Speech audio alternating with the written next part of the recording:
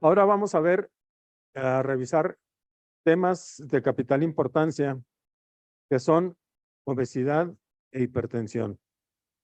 Y para ello les presento a la doctora Leticia Sánchez Reyes. Leti, si quieres acompañarnos, por favor, les pido un aplauso para ella.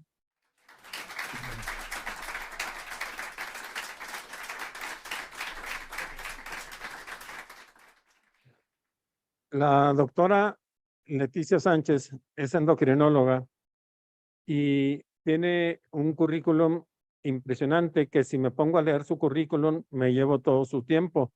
Ella es endocrinóloga, investigadora del Sistema Nacional de Investigadores 1. Ha hecho una cantidad de trabajos impresionantes, así que mejor así lo dejo. Y después nos va a acompañar el doctor José Manuel Enciso. Si quieres acompañarnos, José Manuel, por favor. Así que, Leti, te dejo los micrófonos. Gracias y bienvenida. Muchas gracias. Hola, buenas tardes a todos. Agradezco en todo lo que vale la invitación del doctor Luis Alcocer, excelente médico, querido amigo, por invitarme a participar en este gran evento de este gran grupo, Greta, un grupo muy comprometido con la salud de nuestra población. El tema que me pidieron platicara yo con ustedes es el manejo actual del riesgo del paciente que padece obesidad. Soy la doctora Leticia Sánchez Reyes, soy endocrinóloga y espero sea de su interés la plática. ¿Dónde está el?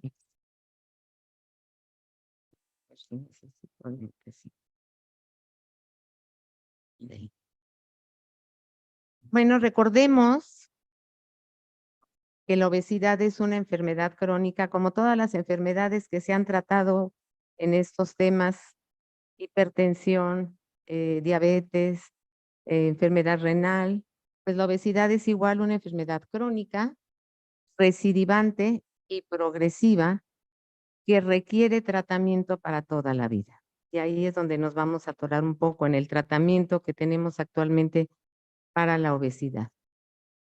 La Organización Mundial de la Salud refiere que es una enfermedad multifactorial que tiene un origen complicado. Y este origen es complicado porque hay una sinnúmero de relación de circunstancias que hacen que esto lo haga difícil de abordar, difícil de tratar. Son circunstancias biológicas, psicosociales, socioeconómicas y ambientales que van deteriorando la salud del paciente, lo que va a detonar o a favorecer el desarrollo de otras enfermedades que incluso puede ser de peor pronóstico. La obesidad es una enfermedad de una prevalencia que va en incremento en forma exponencial. Actualmente, posterior a la pandemia, incrementó todavía más la prevalencia de obesidad, no solo en México, sino en todo el mundo. Se calcula que cerca de 100 millones de personas en el mundo padecen obesidad. Y se estima, y quiero decirles que las estimaciones, las proyecciones se han quedado muy cortas. Estaba yo revisando las proyecciones que hacían para el 2025, dentro de 2 años, y se quedaron muy cortas en la realidad de lo que creció la obesidad. Actualmente se calcula que para el 2025 esto se va a duplicar, es decir, 2 millones de personas adultas van a padecer obesidad. Y lo más preocupante es que si esta tendencia sigue, pues se calcula que 400 millones de niños padecerán obesidad para el 2023. Desde luego que esto implica un alto costo en salud, la obesidad, como todas las enfermedades crónico-degenerativas, y Nuevamente, en proyecciones se espera que del 2020 al 2025 el incremento de obesidad sea de alrededor de un 60%. Ya le piqué el que no debía, Aldo. ¿Y qué sucede en México? Bueno, pues hemos oído y vemos, googleamos y encontramos que México es el segundo país en el mundo de prevalencia en obesidad. Estamos únicamente abajo de Estados Unidos. Depende qué países se tomen en cuenta para estos datos epidemiológicos, pero de una u otra forma sabemos que en México es un país que se encuentra dentro de los primeros 5 países de mayor prevalencia de obesidad. Esta es la encuesta nacional de salud, la última del 2021, en donde nos reportan que 72.4% de personas viven en México con sobrepeso y obesidad hasta el año 2021. Si lo analizamos por género, vemos que en las mujeres entre 20 y 49 años y vemos cómo se hace una comparación desde la primera encuesta en el 88 hasta la última del 2021, cómo ha ido incrementando esta enfermedad y actualmente reportan que hay 32.8% de sobrepeso en mujeres mayores de 20 años y 39% de obesidad. Si se fijan y comparan con la ENSA anterior, se ve que el sobrepeso tiene una ligera tendencia a disminuir, pero un incremento en obesidad. Esta tendencia podríamos analizarla, quizá que las personas que tenían sobrepeso pues ya pasaron al nivel de obesidad. Y en hombres es exactamente lo mismo, pareciera que en hombres hubiera una ligera disminución de la ENSA anterior, 37.8% con sobrepeso y 31.8% de obesidad en el 2021. Y lo más preocupante es esto, las comorbilidades que conlleva el padecer la obesidad. Sobrepeso y obesidad se acompaña de múltiples comorbilidades que deterioran el estado de salud, la expectativa de vida del paciente y la calidad de vida del paciente. Desde enfermedades pulmonares, apnea del sueño, si recuerdan ahora en la pandemia, el paciente obeso era un paciente de altísimo riesgo para desarrollar cuadros agudos, enfermedades del hígado, vesícula biliar, anormalidades ginecológicas, síndrome de ovarios poliquísticos, osteoartritis, piel, gota, flebitis, trombosis venosa, cáncer, en general, muchísimas son las enfermedades que se detonan a partir de la obesidad. Y no podemos dejar pues las principales enfermedades cardiometabólicas que son las que causan mayor mortalidad en el paciente obeso, como la hipertensión, el stroke, las enfermedades de la cardiopatía isquémica, diabetes, dislipidemia, hipertensión arterial. Todo esto hace que la expectativa de vida del paciente obeso pues cada vez sea menor.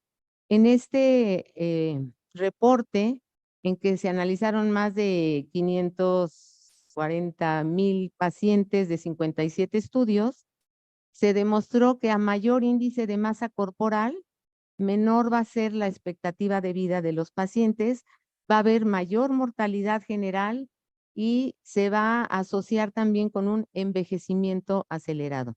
Si se fijan en el recuadro verde, los pacientes que tienen un índice de masa corporal normal tienen una expectativa de vida mayor, es decir, tienen el 80% de posibilidad de alcanzar una edad de 70 años.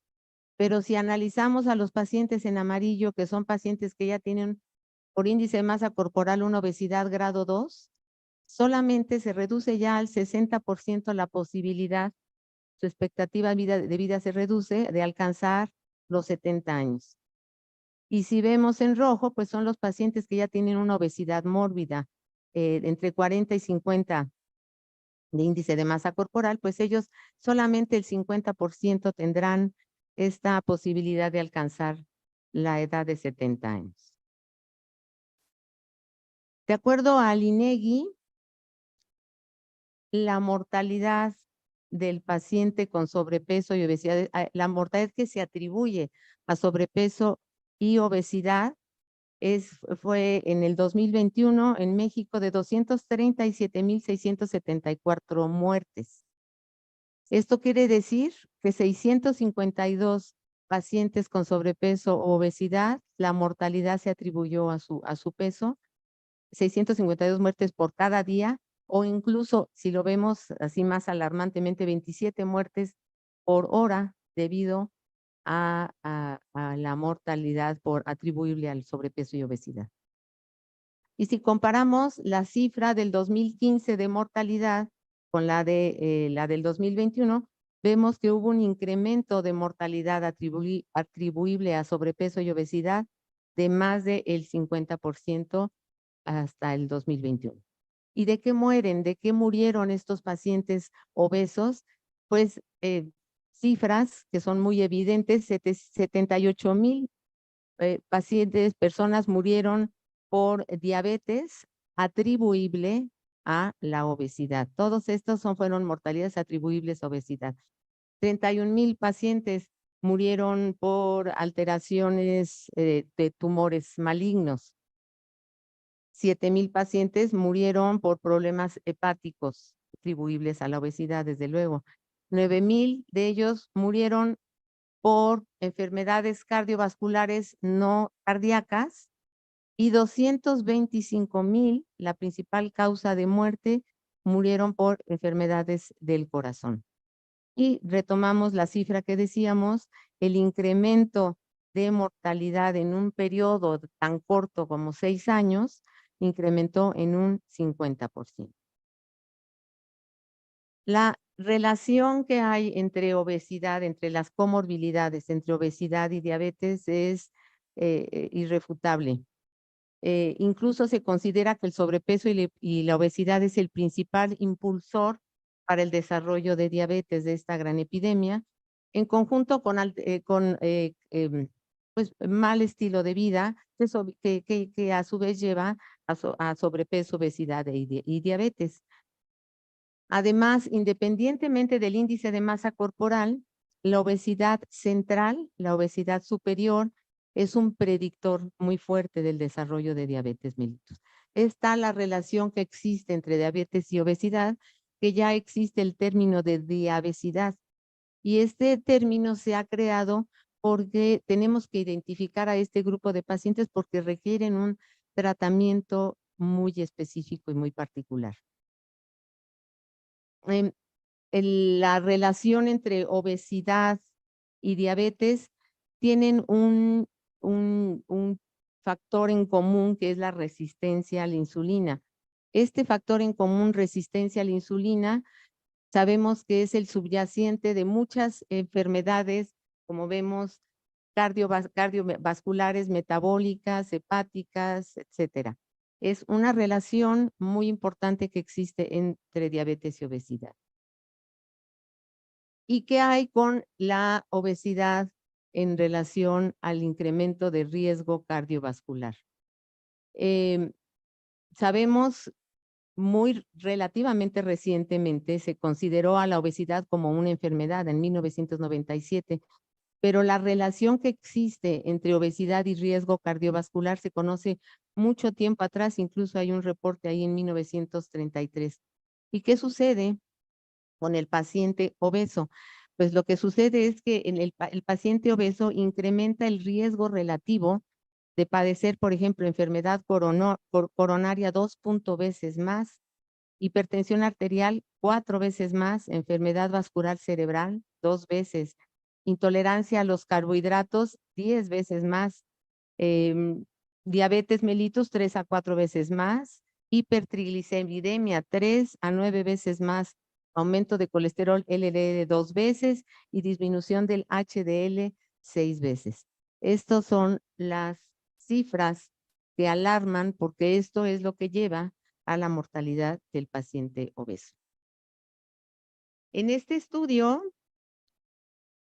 alcanzo a ver acá, déjenme ver acá, en el cual es un metaanálisis, en el cual se analizaron 97 estudios, incluyeron 1.8 millones de, de pacientes y el objetivo de este metaanálisis era cuantificar qué tanto es el efecto directo del índice de masa corporal sobre los eventos cardiovasculares y el stroke, y qué tanto no es directamente el índice de masa corporal, sino los factores de riesgo que se asocian a la obesidad. Y los resultados son los que ustedes pueden ver. La mitad del exceso de riesgo del paciente obeso para enfermedad cardiovascular está dado por los factores de riesgo que se asocian al paciente obeso. Pero la otra mitad está dada directamente por el nivel de índice de masa corporal que tiene el paciente. Es decir, es un factor de riesgo cardiovascular independiente a los factores de riesgo.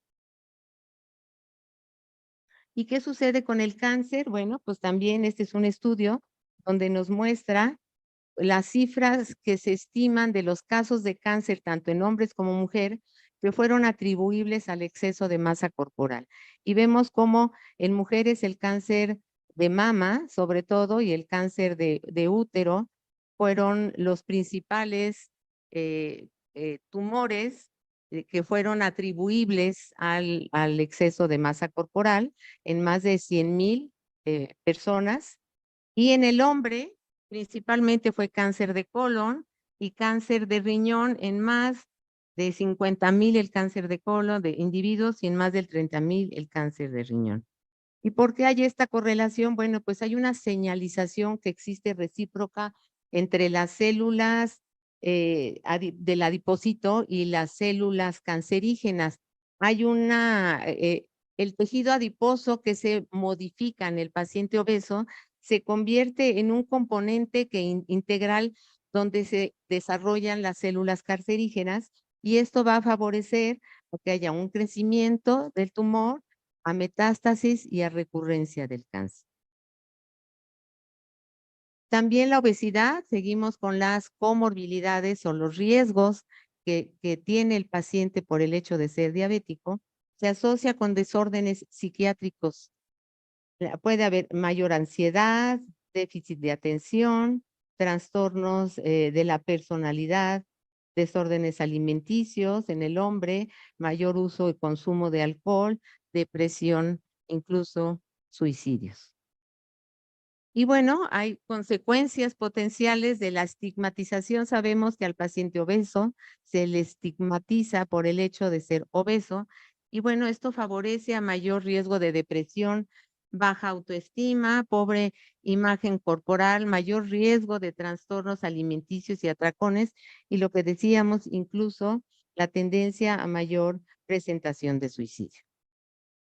Y entonces nos hacemos la pregunta, estas son algunas de las comorbilidades que principalmente presenta el paciente obeso. ¿Cuál sería entonces la pregunta inicial que hicimos en el tema que me pidieron tratar? El manejo actual del riesgo del paciente que vive con obesidad. Y lo hacemos muy simple, sería exclusivamente bajar de peso. La Organización Mundial de la Salud nos dice que sí, hay que disminuir la masa grasa y ahorita vamos a ver estudios que nos demuestran los beneficios por el hecho de disminuir, aunque sea mínimos porcentajes de masa grasa. Pero no simplemente es adelgazar, es lograr una buena salud a largo plazo, incluir la prevención, buscar identificar aquellos individuos que tienen riesgo para desarrollar obesidad y hacer prevención. Y sobre todo, como un elemento clave es el manejo de los factores de riesgo y el mantenimiento de peso a largo plazo. ¿Cuál sería entonces, si decimos que la pérdida de peso nos da un beneficio, cuál sería la pérdida de peso que se necesita para mejorar las complicaciones relacionadas con la obesidad? Y subrayo algunas de las más importantes. Diabetes, la prevención de diabetes, con una reducción desde el 3% hasta un 10%, se logra hacer prevención en diabetes. En dislipidemias, entre 3 y 15% de reducción de la grasa, de la masa grasa, se mejora y se controla este riesgo e incluso sí, en cuestión de las hipertrigliceridemia, los triglicéridos elevados, a mayor reducción hasta más del 15% de la grasa corporal, se sigue disminuyendo los niveles de triglicéridos.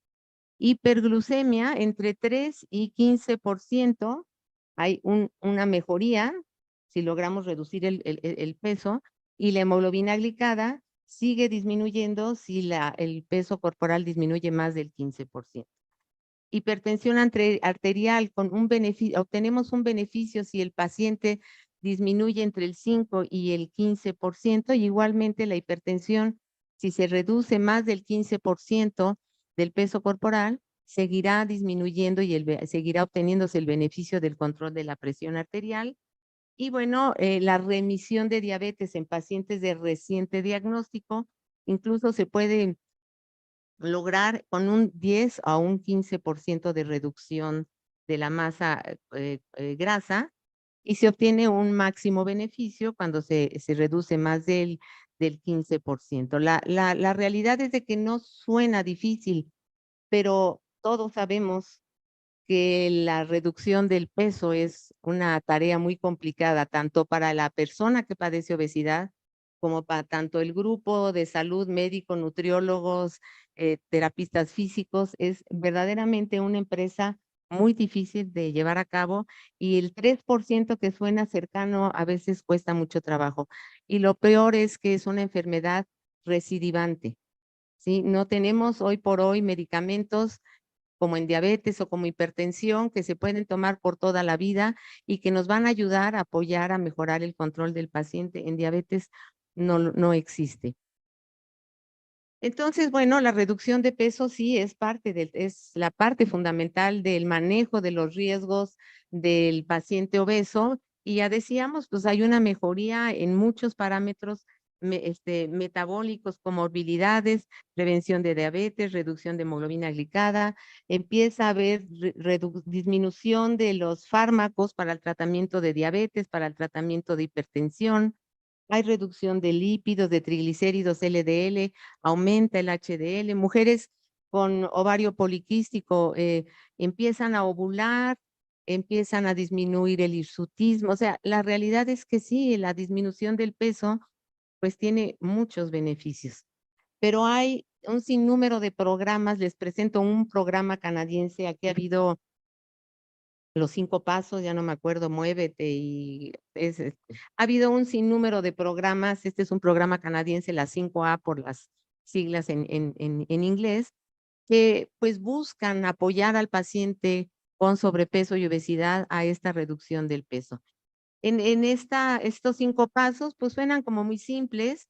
Pida permiso para poder discutir con el paciente sobre su peso. El paciente obeso se siente agredido cada que nosotros tratamos de decirle que tiene que bajar de peso, que está aumentado de peso, se siente agredido. Hay que pedir permiso, hay que saber tener empatía con el paciente obeso, no es fácil. Hay que evaluar los riesgos relacionados junto con él de obesidad, y cuáles son, en su caso, las causas fundamentales por las cuales él tiene obesidad. Asesorarlo sobre riesgos para la salud y opciones de tratamientos. Acordar con él, esto debe de ser muy personalizado, los resultados de salud y los objetivos conductuales a los cuales van a ser sus objetivos meta a corto plazo que debemos de llegar. Y bueno, pues ayudarle a acceder a los recursos y proveedores apropiados para lograr las metas. Es importante entonces comprender la fisiopatología que conduce a la obesidad. Esta fisiopatología de la obesidad es compleja. Ya decíamos al principio, la Organización Mundial de la Salud dice que es muy compleja. Interviene no solo alteraciones orgánicas, genéticas, neurofisiológicas, sino ambientales, conductuales, y eso lo hace más complicado. Aquí les presento 3 factores importantes que intervienen en el desarrollo de la obesidad. Uno es la disfunción del tejido adiposo. Hay una disfunción del tejido adiposo principalmente en la obesidad central. en esta disfunción, pues empieza a haber una alteración para el almacenamiento del exceso de calorías. Hay un proceso inflamatorio, hay producción de adipoquinas, hay hipoxia celular, y esto favorece al desarrollo de la obesidad y a la perpetuación de la misma. Se han identificado también más de 140 regiones genéticas que son las que condicionan, uno, el desarrollo de la obesidad, si hay un factor genético predisponente, y también las características de la obesidad. Si es una obesidad central, si es una obesidad periférica, el grados de obesidad, esto está determinado también por factores genéticos. Y hay un fuerte intervención neuropatológica asociada a la obesidad. El sistema mesolímbico, el hipotálamo y el lóbulo frontal están involucrados en la protección de la pérdida de peso como una forma de mecanismo de defensa. Si esta regulación se altera, pues también van a estar involucrados todos estos factores, y esto pues dificulta más el manejo. Sabemos que hay una conexión entre el intestino y el cerebro. Hay hormonas como el péptido parecido al glucagón 1, como el péptido YY, la leptina, la grelina, que son hormonas que se encargan de regular. Es complejo también todo el sistema de apetito, saciedad, pero estas son hormonas que se encargan de regular los nutrientes y que tienen un impacto en el cerebro y en la regulación del peso. Entonces, si nosotros tratamos de comprender esta fisiopatología tan compleja, pues tendremos la oportunidad de conducirnos a un mejor tratamiento en forma individualizada en cada paciente. Tendremos que incluir, desde luego, la terapia de nutrición médica es fundamental. La actividad física no es opcional, es una parte fundamental del tratamiento del paciente obeso. Tendremos que abordar las alteraciones psicológicas con terapias conductuales, la farmacoterapia, tenemos también la farmacoterapia, y bueno, pues en algunos casos más extremos, la cirugía bariátrica. Empecemos por la primera acción terapéutica, que es fundamental, es quizá la base fundamental del manejo del paciente obeso, pero es quizá la más difícil de llevar a cabo.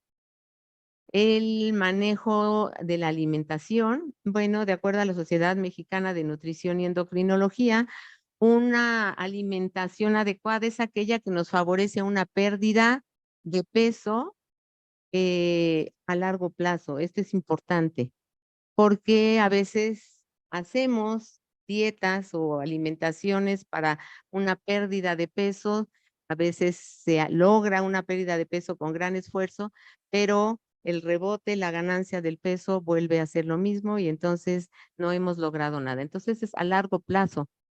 Esta alimentación tiene que ayudarnos a disminuir los riesgos, sobre todo los riesgos cardiovasculares, favorecer la pérdida de grasa sin haber pérdida de masa muscular, que sea un plan de alimentación que se pueda mantener a largo, prolongado. Estas dietas hiperproteicas, bajas en aporte calórico, son dietas con alto riesgo que sí van a producir una pérdida de peso corporal, pero no se pueden llevar por mucho tiempo. Que nos permita mejorar y cuidar la vida y la autonomía del paciente, y que sea en forma personalizada a cada uno de nuestros pacientes. Esta sería una dieta ideal. Es una dieta que debemos de partir a partir de 1,200 a 1,800 kilocalorías, dependiendo de la edad, del género, del exceso de peso que tenga cada paciente. Baja en grasas, bajas en hidratos de carbono, alta en proteínas, y se pueden usar sustitutos o reemplazos para apoyarlos. Y tenemos ejemplos como la dieta mediterránea o la dieta DASH, que son dietas que se adaptan a las necesidades de cada paciente y que se puedan, lo volvemos a insistir, que se puedan hacer por un tiempo prolongado. Es decir, más bien de una dieta tenemos que hablar de un cambio de hábitos y cambio de estilo de vida que tanto trabajo nos cuesta a todos. El segundo paso es la actividad física, ya quedamos, no es opcional, la actividad física es parte fundamental del tratamiento del paciente obeso y de sus riesgos y sus comorbilidades. Lo que se recomienda, bueno, es que sea una rutina que incluya tanto ejercicio aeróbico, alrededor de un 70-80%, con ejercicio hipertrófico, trabajo de fuerza entre un 20 y 30%. Este ejercicio debe de ser gradual y progresivo. Se recomienda que se inicie poco a poco, progresivamente, hasta alcanzar quizá los 30 minutos, y dentro del ejercicio aeróbico el recomendable pues es los ejercicios de no impacto, caminar, bicicleta elíptica, nadar, entre las principales recomendaciones. Y pasamos a la farmacoterapia. El problema de la obesidad es de que estamos muy pobres, muy pobres en fármacos que nos ayuden al control del peso corporal y al manejo de los riesgos que padece el paciente con obesidad. Yo les pongo aquí los medicamentos que están aprobados en México. La realidad es que tenemos que valorar muy bien el riesgo-beneficio, porque la mayoría de ellos o todos de ellos tienen efectos secundarios, no pueden ser utilizados a largo plazo y los beneficios de pérdida de peso son verdaderamente pequeños. Que ya vimos que una reducción pequeña ayuda, pero de todas formas tenemos que ser muy cautos porque el paciente obeso le cuesta trabajo hacer un esfuerzo para bajar de peso y lo que busca es un medicamento mágico que le permita no hacer el esfuerzo y que el medicamento haga lo suyo. La realidad es que están estos medicamentos, Orlistat, naltrexona con bupropión, la liraglutide, la lorcacerina, la semaglutida y la fentermina con topiramat.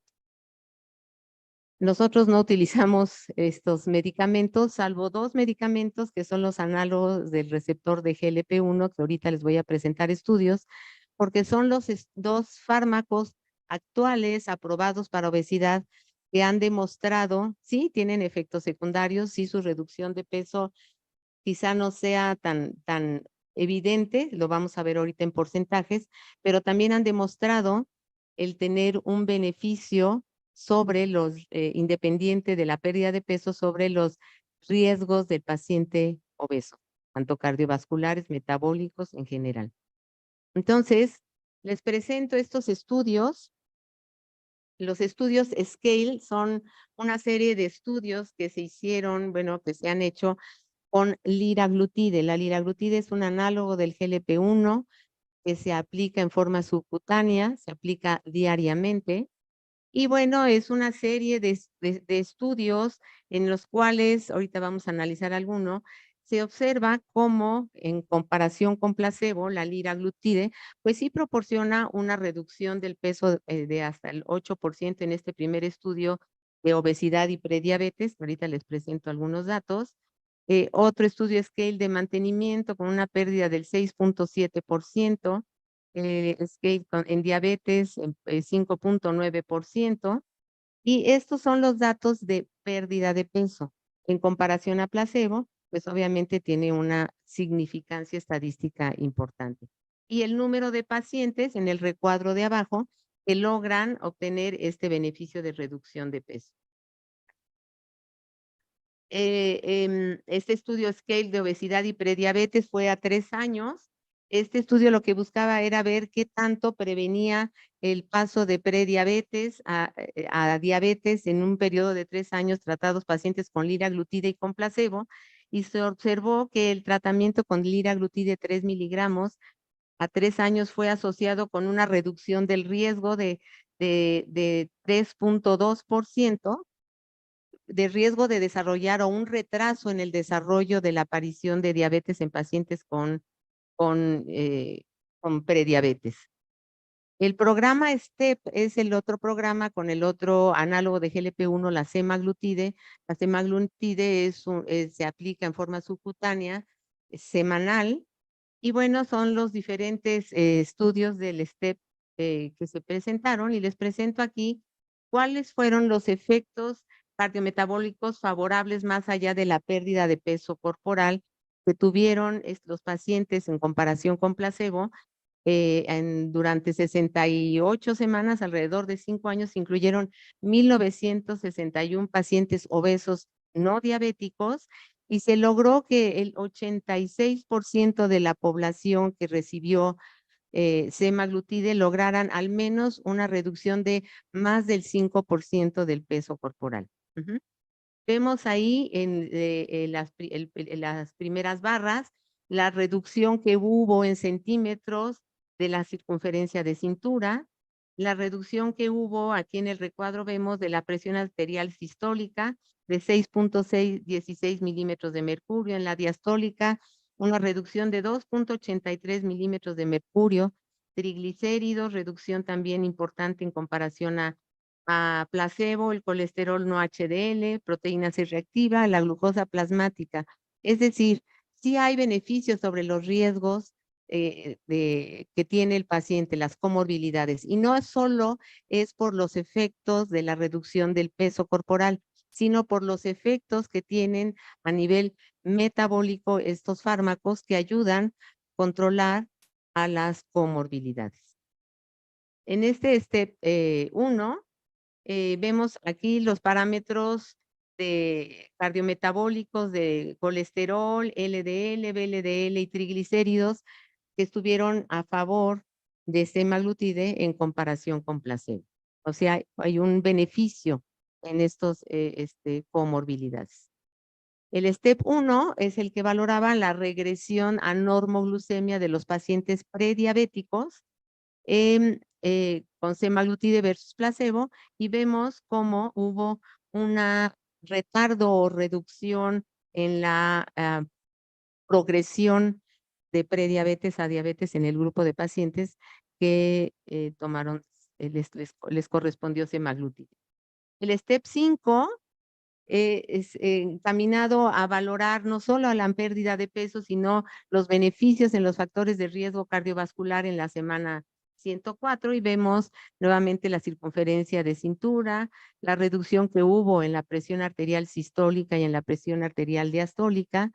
O sea que confirman estos estudios que además de la pérdida de peso, se obtiene un beneficio sobre los riesgos que presenta el paciente con obesidad. Estos son los medicamentos aprobados y que han demostrado beneficio en el manejo de estos riesgos. Les presento dos estudios, por último, dos medicamentos que todavía están en estudio, todavía no están aprobados. Uno es el tirzepatide, que es un agonista de los receptores dual, tanto del GLP-1 como del GIP, del péptido insulinotrópico dependiente de glucosa. Y se demostró que hay una proporción de cumplimiento del objetivo de pérdida de peso. El estudio se llama SURMOUNT, es un estudio fase 3. Y bueno, aquí exclusivamente vemos los resultados sobre pérdida de peso. Nos hablan que el 85% de los participantes obtuvieron al menos un 5% de reducción, de masa corporal, y todos los objetivos que se obtuvieron en relación a esto. Y el otro es la cagrilintide, que es un análogo de amilina, en el cual vemos en comparación con liraglutide que también tiene un buen efecto sobre la reducción del peso corporal. Y si agregamos semaglutide más la carglitinida, vemos que hay una reducción de más del 15% de la pérdida del peso corporal en 20 semanas. Finalmente, entonces, hablamos que la farmacoterapia combinada con la intervención del estilo de vida nos pueden proveer hasta un 15% de la pérdida de peso corporal, y que contamos también con las cirugías bariátricas que nos pueden ayudar. Esta pérdida de peso ya hablamos de que nos van a ayudar desde el punto de vista fisiopatológico a disminuir sensibilidad de insulina periférica, en músculo, en hígado, y a partir de beneficios de 5% de reducción, obtenemos importantes beneficios. Finalmente, bueno, pues esta es la importancia de la pérdida de peso y sus beneficios. A mayor pérdida de peso, habrá mayor beneficios en la salud. Los mensajes para llevar a casa: la obesidad es una condición crónica y a menudo progresiva. El control de la obesidad no consiste simplemente en reducir el número en la báscula. La intervención temprana significa abordar las causas fundamentales y eliminar los obstáculos, y el éxito es diferente para cada uno de los individuos. Concluimos que el beneficio de la pérdida de peso mediante un tratamiento multifactorial proporciona un beneficio directo en el manejo de los riesgos atribuibles a la obesidad. Termino con estas frases: no es el peso que pierdes, es la vida que ganas. Y hay que estimular a nuestros pacientes: no te rindas, cada logro, por más pequeño que sea, te acerca cada día a tu objetivo. Muchas gracias.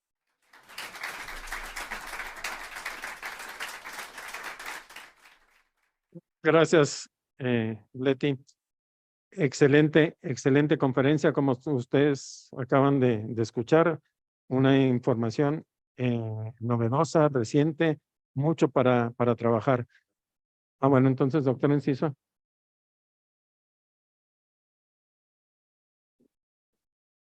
Bien, gracias. Pues quizá mucha de la información en la que vamos a proporcionar es muy similar, probablemente repetitiva. Yo creo que el abundar sobre esto no sobra. El abundar sobre esto realmente es importante. De hecho, la última reunión regional de AMPAC en Oaxaca fue una minicumbre de obesidad, donde estuvo presente el presidente de la Federación Mundial de Obesidad, Simón Barquera, dado la importancia y la relevancia que ha tenido este tema en el mundo actual, en nuestro país principalmente, con todas las cifras y toda la información que nos acaba la doctora Leticia Reyes, quien es por lo reconocida una autoridad como endocrinóloga en estos temas, definitivamente.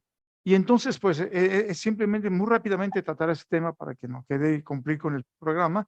La hipertensión y la obesidad son unas relaciones mediante ominosas, ¿no? Aquí está el control, sí, ¿verdad? Así es barato. Ok. La incidencia de sobrepeso, o sea, en México las cifras ya se han dado, los hombres y mujeres, vean ustedes cómo dependiendo de los grupos etarios, pero de acuerdo al último en salud de 2018, cómo se ha incrementado, cómo está ahí. Bueno, realmente vean ustedes al final, arriba de 20 años, 73, 78, 76.8%, cifras que ya se han dado, realmente, ¿no? Pero la obesidad definitivamente cambia la distribución de la frecuencia de la presión arterial. A mayor peso, mayor presión arterial, y a menor peso, menor presión arterial, como también lo acaba de decir y argumentar la doctora Leticia Reyes. Entonces, esos son hallazgos incuestionables, publicados, investigaciones que se han dado. Hay reportes desde hace mucho tiempo, desde el 98, en donde se involucró a muchas mujeres y se conoció que el riesgo relativo de desarrollar hipertensión y la obesidad era muy alto, 60%. 60% de los adultos tienen hipertensos, más del 20% tienen sobrepeso. Se ha estimado que el 60-70% de los hipertensos en adultos es directamente atribuido a la adiposidad. La relación entre la hipertensión y el sobrepeso es incuestionable. Ahí están simplemente esas cifras con esos estudios, cómo conforme va incrementando el peso, incrementa la obesidad, incrementando la obesidad, incrementa la hipertensión hasta un 36% en comparativamente con los de bajo peso. Muchos datos, muchas cifras. Bueno, y simplemente, pues desafortunadamente, esto, como ya lo dijo en su última cita la doctora, esto es ganar vida, ganar años de vida. No estás perdiendo, pues estás ganando vida. Me parece excelente esa frase. Entonces, aquí está simplemente, ¿no? Obesidad e inmortalidad. Realmente vean ustedes cómo la obesidad es metabólica, las diferentes clasificaciones de obesidad, como las curvas de Kaplan-Meier, cómo disminuye la sobrevida, aumenta mucho la mortalidad conforme la obesidad se va haciendo mayor. Ahí está simplemente más datos, más cifras. Este proyecto de la detección de industria, Asociación del Corazón de Chicago, en donde aumenta el índice de masa corporal, aumenta la hipertensión y aumenta la tasa de mortalidad. Ahí está evidenciado. Obesidad e inmortalidad por cualquier causa también, es decir, ya se demostró también cómo la obesidad hay mortalidad por todas las causas. Por supuesto, más sobre problemas cardiovasculares. Y bueno, sí hay una especie de curva en J de acuerdo a al índice de masa corporal, contra mortalidad, una curva en J. Por eso se han establecido cuál es el índice de masa corporal, que si bien ha sido también ya muy cuestionado, el índice de masa corporal como un parámetro para definir exactamente cuál es el parámetro correcto para valorar la obesidad, que como ya se dijo también, no es nada más la obesidad en sí mismo, el sobrepeso o el peso, depende mucho qué tipo de obesidad tenga, ¿no? Ya se ha dicho, no es lo mismo la grasa visceral que la grasa llamada también grasa parda, grasa oscura, a la grasa blanca, que es la grasa periférica, como se conoce entre ginecoide y androide, ¿verdad? Es muy diferente. La grasa abdominal pinta cantidades de mediadores químicos, proinflamatorios, deleterios, etcétera, etcétera. Entonces, hay una curva J entre la mortalidad y la masa corporal. También estudios que demuestran la adiposidad asociada con el infarto al miocardio prematuro. De la ecografía. Esas Me voy a solo cifras caminar también porque de tengo que esos recuperarme voy a de los 2 pasar meses de algunos inactividad, porque datos dentro de que realmente menos tenemos poco de tiempo. 10 días salgo a la Hay montaña, muchos datos me que va a aún mucha se falta me hace, quiero evidencian. sentirme bien. Y te digo que Bueno, caminando por ahora ya no ejemplo, me la duele más obesidad nada. abdominal Obviamente si visceral, hago un tirón sus mal, efectos pego un adversos. salto, me duele la cirugía. Bueno, ustedes aquí ya se habló de ese adipocito hipertrófico, ese adipocito enfermo, cebado, como dijera Eduardo Mini, ¿verdad? Pues, cómo empieza a soltar una cantidad de mediadores químicos que generan, obviamente relacionados con una serie de patologías, específicamente con hipertensión, evidentemente incremento de la angiotensina, aumento de los ácidos grasos libres que propician resistencia a la insulina, dislipidemia heterogénica, aumento de resina, leptina, no lo voy a enumerar todos, ¿no? Pero vean ustedes cómo tiene mucho que ver con la hipertensión, con las dislipidemias, con la resistencia a la insulina, con la trombosis, con la aterosclerosis, con la inflamación, toda esa serie de mediadores químicos, especialmente por ese tipo de adiposidad, que es la adiposidad visceral, la grasa magra, oscura, parda, como le quieran llamar, muy diferente a la grasa blanca. Que es la que nos gusta mucho. Vemos en las mujeres, pues se llama ginecoide, ¿verdad? En la cadera, en los... La grasa androide, que desafortunadamente lo presentamos, pues es la... Entonces, la obesidad y hipertensión tiene una relación muy cercana. Aumenta la actividad simpática a través de los químicos, disminuye los pérdidos naturalíticos, aumenta muy dicho. La actividad de la aldosterona es muy independiente de la actividad de la angiotensina. Los dos no tienen que ver deleteria, tienen receptores específicos, cada uno de ellos. Hay receptores cardíacos y hay receptores de angiotensina, no son los mismos, ¿verdad? Y también el tratamiento de ellos es diferente, no es el mismo medicamento. La grasa renal es algo importante, pero que también nos habló la doctora Silvia Pavón y sus compañeros, colegas, en donde esa compresión tubular, especialmente de la ampla densa, cómo altera el feedback del sodio, de sodio, y esto incrementa la hipertensión arterial. La hipotoxicidad en sí misma, que genera infiltración de células inmunes, la resistencia a la insulina y la hiperglucemia. Entonces, el sobrepeso debe ser un factor de riesgo para el desarrollo de hipertensión. Muchos estudios desde hace muchos años identificó esas cosas que ahora los quedan más evidentes. La patogénesis de los resultados de la hipertensión y está obesidad central, abdominal, cómo actúa, la actividad del sistema nervioso simpático incrementada, la actividad del sistema renal, tensión, testosterona incrementada, sensibilidad al sal incrementada. Y entonces todo ello obviamente está relacionado. La obesidad visceral metabólico increíblemente ligado, con una disfunción endotelial, a través de todos esos mecanismos, no voy a detener, pero que generan hipertensión, la resistencia a la insulina, que genera diabetes. Y la hipertrofia en lugares de tierra, con un daño órgano blanco, un marcador, ¿verdad? Que llevan a la entrada cardiovascular coronaria. Hay una relación direccional de hipertensión que lleva directamente a la vascular. Efectivamente, la disfunción endotelial está bien definido, tiene estudiado también, simplemente reforzar esto, reforzar. El adipocito hipertrófico liberar recursos inmediatos que generan disfunción endotelial como el mecanismo básico de la aterosclerosis. La disfunción endotelial mediado por dos procesos de inflamación. Miren ustedes lo que se llama la compresión abdominal. ¿Y qué lleva eso? Ir al riñón. Lo tiene ahogado. Y es obesidad, ¿verdad? A través de todos esos mecanismos, pero siempre muy importante uno es la creación severa extensiva, la elevación de los brazos, la absorción de sodio a través de la conducción renal y todo eso la hipertensión. Obesidad, disfunción renal, hipertensión, vínculos mecánicos, bioquímicos, etcétera, etcétera. Hay una serie de vínculos, hay una serie de relaciones ominosas, como por ejemplo, perversas, ¿verdad? Entre la obesidad y la hipertensión. Los factores que contribuyen al aumento de la razón de sodio son compresión renal, aumento de la actividad del sistema nervioso simpático, la angiotensión de aldosterona y la leptina. Ahí simplemente para demostrar cómo esa compresión renal en 3 lugares, en 3 sitios, tanto en el glomérulo, al alterar la cápsula de Bowman, luego también la compresión renal en el asa de Henle, cómo altera la bioquímica del intercambio entre electrolitos y sodio, y cómo también las células de la mácula densa se altera totalmente la retroalimentación de lo que es el transporte del sodio. Aquí está un poco más ejemplificado, voy a pasarlo rápidamente para no entretenerme mucho, pero todo eso incrementa la renina. La renina, obviamente, lo que hace precisamente la mácula densa es alterar y producir renina, la renina que genera el angiotensinógeno, la angiotensina 2, como uno de los principales mecanismos para la hipertensión. No voy a aventar sobre la angiotensina, que sabemos cuáles son sus efectos deleterios, todos ellos, la aldosterona también, ¿verdad?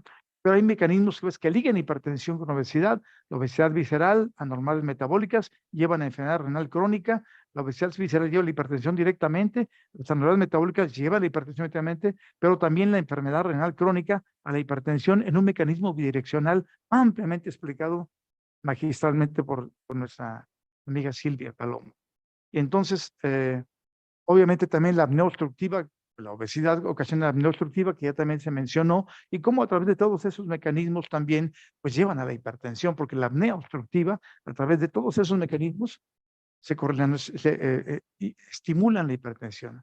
Obviamente el manejo de estilo de vida y la hipertensión, relación con la obesidad, pérdida de peso, como ya se mencionó, una dieta adecuada, restricción de sal, aumento de la actividad física, moderación del alcohol, modificación del comportamiento. Y bueno, la incidencia de insuficiencia cardíaca de acuerdo a la masa corporal también está bien descrita, ahí está, obesidad, sobrepeso, peso normal, tanto en hombres como en mujeres, y cómo incrementa la insuficiencia cardíaca, la mortalidad, ¿verdad? Ahí están los mecanismos de cómo la obesidad lleva a la insuficiencia cardíaca a través de toda esa serie de factores, con fracción de expulsión preservada y reducida, y a la enfermedad coronaria. Y bueno, para terminar, simplemente la obesidad y la hipertensión son mecanismos bien definidos, hemodinámicos, a través de resistencia a la insulina, de factores asociados, a través de la hipotoxicidad directa y a través de la disfunción endotelial con todos esos mecanismos, y por supuesto termina con hipertensión y la hipertensión. Esas variaciones interdivers e influencia de la obesidad, sobre todo también en lo que es el daño hepático no alcohólico, a través de predictores genéticos, a través de síndrome metabólico y a través de factores ambientales. Cómo todos esos se expresan en la obesidad. Nuestro medio ambiente, desafortunadamente, es un medio ambiente obesogénico, ¿verdad? Y somos primer lugar en el mundo en obesidad infantil, y eso es quizá una de las cosas que tenemos que tener en mente, ¿verdad? No tenemos que empezar a tratar la obesidad ya en el adulto, tenemos que trabajar mucho con los niños. El ambiente que tenemos es un ambiente obesogénico, ¿verdad? Y vean ustedes cómo actualmente la industria estaba tratando de contrarrestar las alarmas que se ponemos en los alimentos, porque deben ser alarmas, etiquetas de alarma. No deben ser información nutricional inocua que nadie lee. Deben ser alarmas, porque el ambiente es un ambiente obesogénico, ¿verdad? Ahí está cómo están los niños actualmente, cuánto es su consumo de verduras y cuánto es el consumo de refrescos, de bebidas azucaradas, etcétera, etcétera, se está incrementando terriblemente en Salud 2021, con todas las comorbilidades en los infantes, ¿verdad? Y la relación y bueno, la insuficiencia cardíaca con fracción de expulsión preservada, los fenotipos principales. Conclusiones. La obesidad está asociada con problemas cardiovasculares, incluida la hipertensión. Es un factor de riesgo importante, ¿verdad? Para la enfermedad renal crónica, para enfermedades cardiovasculares, como el evento cerebrovascular, el infarto del miocardio, insuficiencia cardíaca. El aumento excesivo de peso, especialmente cuando se asocia con obesidad visceral, eleva la presión arterial y es el factor de riesgo conocido más importante para la hipertensión primaria esencial. La obesidad es el principal factor de riesgo para el factor para la hipertensión primaria esencial. La función renal anormal se asocia con una mayor reabsorción tubular de sodio, tiene un papel clave en el inicio de la hipertensión asociada con la obesidad, y los mecanismos que inician la retención de sodio inducida por la obesidad incluyen la compresión renal, como dijimos, de la grasa visceral, la estimulación, si no es una grasa inocua, no, tanto por mecanismos bioquímicos como por factores mecánicos meramente, mecanismos mecánicos, produce alteraciones en el funcionamiento. Con eso doy por terminado. Perdón, disculpen que lo hice muy rápido. Disculpas.